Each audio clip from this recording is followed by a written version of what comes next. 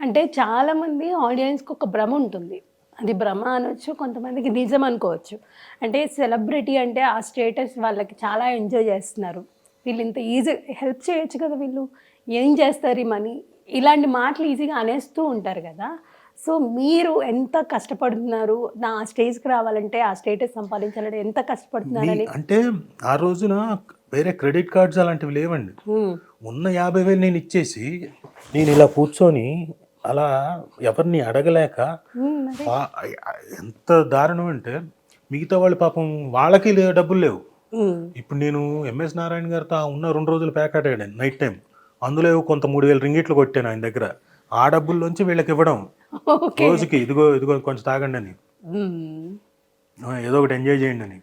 లేదంటే అది కూడా ఉండేది. లేదు, వాళ్ళకి అది కూడా లేదు. హ్మ్. ఎవరు ఎక్కడ బయటికి తిరగట్లేదు, అందరూ అదే అపార్ట్మెంట్స్లో ఉన్నాం మొత్తానికి ఆ సినిమా ఆగిపోయింది ఇంకా. కంప్లీట్గా. తర్వాత వచ్చి నన్ను ఏమన్నారు, నమస్కారం నాయన. అది అప్పుడు నేను హెయిర్ స్ట్రైట్నింగ్ చేయించుకున్నాను. హ్మ్. హెయిర్ స్ట్రైటన్ చేయించుకున్నాను, దానికి మళ్ళీ విగ్గు కావాలంటే కుట్టిస్తామన్నారు. మీ విగ్గుకి మీ సినిమాకు దండం రా బాబు. నాకు 4th డిగ్రీ చూపించారు. హ్మ్. నాకు ఆ మనస్తాపానికి ఇంకా నేను అసలు కోలుకోవట్లేదు. ఫస్ట్ అయితే ఒక పని చేశాను, తప్పకుండా చేద్దాం, ముందు నా మేకప్ వాళ్ళందరూ ఉన్నారుగా, వాళ్ళకి క్లియర్ చేయండి అన్న. హ్మ్. మరి కథ వెంటనే క్లియర్ చేశారు, తర్వాత నేను చేయనన్నా. మొత్తానికి చాలానే కష్టపడ్డారు ఆ మూమెంట్‌లో. హ్మ్. మీకు మామూలుగా మీ వరకు ఈ పాత్ర మీరు చేయండి సినిమాలో అని చెప్పి వచ్చి, తర్వాత మళ్ళీ బ్రేక్ అయినవి, ఆ పాత్ర వేరే వాళ్ళు చేశాక ఆ సినిమా చూసి నేను చేసి ఉండాల్సింది అనుకున్నవేమన్నా? అలాంటివి ఏం లేదండి. హ్మ్. నా దగ్గరకు వచ్చినవి నేను చేశాను. హ్మ్. మ్మ్. అలాంటిది ఏం జరగదు. మామూలుగా జనరల్‌గా సినిమా చూస్తూ ఉంటాము. ఆ క్యారెక్టర్ ఒక్కొక్కటి మనకి హార్ట్‌కి టచ్ అవుతూ ఉంటుంది. మీరు యాక్టర్ కాబట్టి మీకు అనిపిస్తుంది. బావుంది, ఇలాంటి రోల్ వచ్చింటే బావుండేది అనిపిస్తూ ఉంటుంది కదా! అలాంటివేమైనా? అలాంటివి ఏం లేదు. అలాంటివి ఎందుకంటే అలాంటివి ఆలోచించడం మొదలెడితే మనం బోల్డ్ అన్ని అలా ఫీల్ అవుతూ రావాల్సి వస్తుంది. ఎందుకంటే అద్భుతమైన క్యారెక్టర్లు ఉంటాయి, అవును. ప్రతి సినిమాలో ఉంటాయి, ప్రతి ఆల్టర్నేట్ సినిమాలో కూడా ఉంటుంది. So we should not keep on thinking, మనకు వచ్చిన దాంట్లో ఏం బెస్ట్ ఇవ్వగలుగుతాం, యెస్. మనం ఏం బెస్ట్ చేయగలుగుతాం, ఎంత బెస్ట్ చేయగలుగుతాం అన్నది ఇంపార్టెంట్. హ్మ్. సో నేను అది ఆలోచిస్తాను ఓకే. అంతే తప్ప ఇది మనకు వచ్చింటే బాగుండు కదా అని. అంటే రాజీవ్ గారు మామూలుగా చాలా మందికి ఒక డ్రీమ్ ఉంటుంది. ఒక ఇల్లు కడదాం, లేకపోతే ఇలాంటి ఒక రోల్ చేద్దాం అనే డ్రీమ్ ఉంటుంది. ఆల్మోస్ట్ మీ డ్రీమ్ ఫుల్‌ఫిల్ అయిందని మేము అనుకుంటున్నాము. అంటే అంటే ఇండస్ట్రీకి వచ్చిన తర్వాత కొన్ని డ్రీమ్స్ ఉంటూ ఉంటాయి కదా! మీ డ్రీమ్ ఫుల్‌ఫిల్ అయ్యింది అనుకుంటున్నాం మేము. మీకు అయ్యిందా లేదా ఆ డ్రీమ్ అంటే ఏంటి? ఎలాంటి డ్రీమ్? ఇండస్ట్రీలో ఒకటి ఏదైనా డ్రీమ్ ప్రాజెక్ట్ ఉంటుంది. ఇలాంటి టైప్ ఆఫ్ ప్రాజెక్ట్ చేద్దాము. ఇలాంటి లేదంటే ఫ్యామిలీ విషయానికి వచ్చేసరికి ఫ్యామిలీని ఇలా సెటిల్ చేద్దాము. ఇలాంటివి ఏమన్నా డ్రీమ్స్? యా, అలాంటి డ్రీమ్స్ ఇప్పుడు ఇల్లు ఏమన్నారు చూడండి, అవి తెలియకుండా ఆటోమేటిక్గా ఒక ఏజ్ వచ్చిన తర్వాత నంబర్ ఆఫ్ ఇల్లు కొన్నాము, అమ్మేసాం, మళ్ళీ కొత్త ఇంట్లో కొన్నాం, మళ్ళీ అమ్మేసాం, మళ్ళీ ఇప్పుడు ఒక ఒక ఇంట్లో ఉంటున్నాం. ఒక ఫుల్‌ఫిల్ అయితే అది ఎస్ అయ్యింది. Yes definitely. ఎందుకంటే మీరు లేని దగ్గర నుంచి అంటే మైనస్ స్టేజ్ నుంచి, ఒక పావర్టీ లైక్ అట్లా అని యా, చెప్పొచ్చా? లేక నాట్ పావర్టీ, ఆ! బట్ అన్ని అప్పుల మీదే ఓకే. హ్మ్. కనపడడానికి మీరు పైకి అంటే ఊపర్ షేర్వాని అందరు పరేషాని అన్నట్టు హైదరాబాదీ లాంగ్వేజ్లో మాట్లాడాలంటే, ఆ! బయటికి కనపడడానికి బ్రహ్మాండంగానే ఉన్నాం, బట్ లోపల ఉన్నాయి లొక అంటున్నాయి. ఎప్పుడు ఇదైతే అప్పుడు ప్రాబ్లం వస్తుంది. యెస్. సో అలాంటి కండిషన్, అలాంటివి మాకు తెలియకుండా పెంచారు. కోర్స్ మాకు దాకా ఆ కష్టాలు తెలియకుండా. ఆ ఒక ఏజ్ అయిన తర్వాత తెలిసింది. ఒకానొక స్టేజ్లో మా నాన్నకి ఇదంతా పోయింది, ఇది ఏం లేదు, ఒకానొక ల్యాండ్ మీద ఇన్వెస్ట్ చేస్తే మోసపోయాడు, మోసపుచ్చారు, హ్మ్. ఏం లేదనుకున్నారు. అది it created disturbance also among family members, brothers మధ్యన. ఈయనకి ఒక సూసైడల్ టెండెన్సీకి సూసైడ్ చేసుకుందాం అనుకునే రేంజ్కి అనుకున్నాడు. హ్మ్.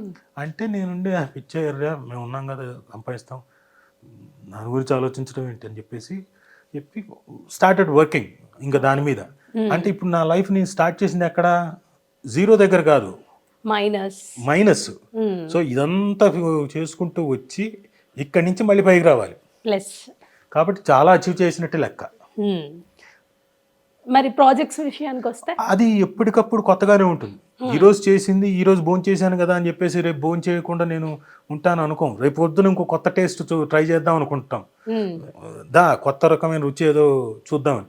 అలాగే మనం సినిమాల మీద కూడా, క్యారెక్టరైజేషన్స్ మీద, సినిమాల మీద కూడా కొత్తది వచ్చింది, ఇదేదో బాగా చేసాం, అది అయిపోయింది. మళ్ళీ ఇంకోటి ఏదో మనకి ఎప్పుడు అది ఏదైనా వస్తే కొత్తది మళ్ళీ చేస్తూ ఉండడమే. అది సంతృప్తి పరచదు నటుడికి. సో అది కూడా ఆల్మోస్ట్ ఫుల్ఫిల్ అయినట్టే. ఫుల్ఫిల్ అయిన కాదు అంటే అవ్వడానికి ఇండస్ట్రీలో ఫుల్ఫిల్ అనేది ఉండదు అంటారు. ఉండదు ఉండదు ఉండదు ఆర్టిస్ట్కి. ఎందుకంటే వాళ్ళ బ్రతుకున్నంత కాలం చేయాలని కోరుకుంటుంది. వాళ్ళు కాళ్ళు చేతులు ఆడేంత వరకు అది చాలా ఇది ఉంటుంది. ఆర్టిస్ట్కి అది అంత ఈజీగా పోదు. మొహానికి రంగు వేసుకున్న తర్వాత రోజు అలవాటు పడిన తర్వాత లొకేషన్కి వెళ్ళి 10 మందిని కలిసి 10 మందితో మాట్లాడుకుంటూ మళ్ళీ కొత్త రకమైన క్యారెక్టర్ను చేస్తూ ఈ కొత్త డైమెన్షన్ని ఎంజాయ్ చేస్తున్న వాళ్ళకి మీరు ఇవన్నీ మానేసి ఇంట్లో కూర్చోండి పేపర్ చదువుకోండి అంటే పొద్దున్నే వాకింగ్కి వెళ్ళండి, వచ్చిన తర్వాత పేపర్ చదువుకోండి, ఇవన్నీ అంటే వాళ్ళు కూర్చోలేరు. మేనేజ్ చేయడం కష్టం, ఇంపాసిబుల్. చాలా మంది సీనియర్ ఆర్టిస్టులు అందరికీ పాపం వాళ్ళకి చేయాలంటుంది, ఆపర్చునిటీ రాదు. ఎందుకంటే వాళ్ళ వయసు రీత్యా వాళ్ళని పెట్టుకుంటే ఏమవుతుందో అని వీళ్ళకి ప్రొడక్షన్ వాళ్ళకి. బట్ వాళ్ళేంటి ఏదో ఒకటి పిలవండి, మేము పెద్దది కాకపోయినా ఏదో కూర్చున్నదైనా చేస్తామంటారు. ఎందుకంటే అది అలవాటు పడ్డ ప్రాణం. తప్పు కాదు, అది పోదు. ఆర్టిస్ట్కి అయితే అది ఫుల్ఫిల్ అనేది ఉండదు అంతే. ఎస్, బెస్ట్ ఎగ్జాంపుల్ కూడా చెప్పారు మీరు. So coming to your family, మీ మేనకోడలు ఎలా ఉంది? తను బ్రహ్మాండంగా ఉంది. బ్రహ్మాండంగా ఉందా? అంటే చాలా మంది వెయిట్ చేస్తున్నారు. అంటే శ్రీలక్ష్మి గారి తర్వాత ఆ బాధ్యత మీరు తీసుకున్నారు, మీరు అండ్ సుమ గారు. సో ఎలా అనిపిస్తుంది ఇప్పుడు?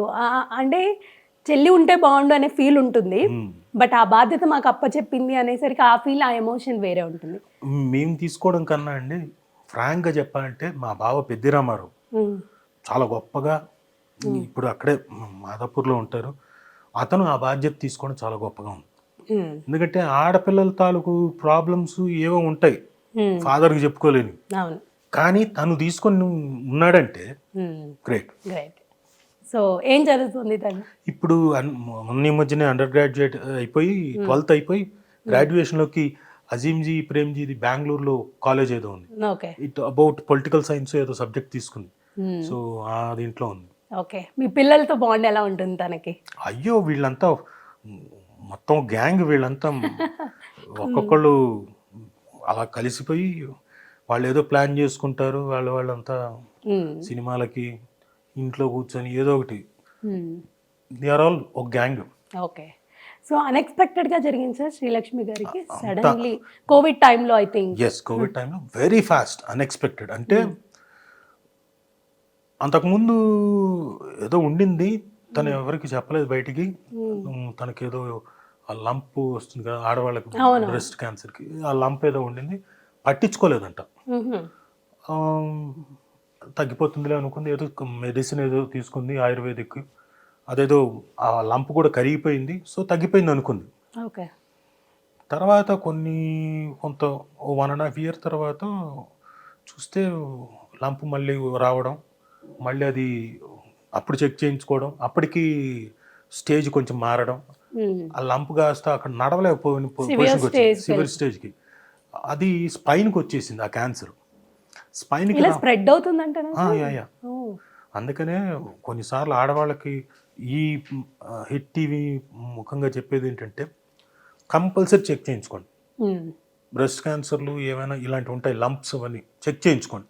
ఫస్ట్ స్టేజ్లో ఉన్నప్పుడు ఈజీగా ఇచ్చేస్తారు.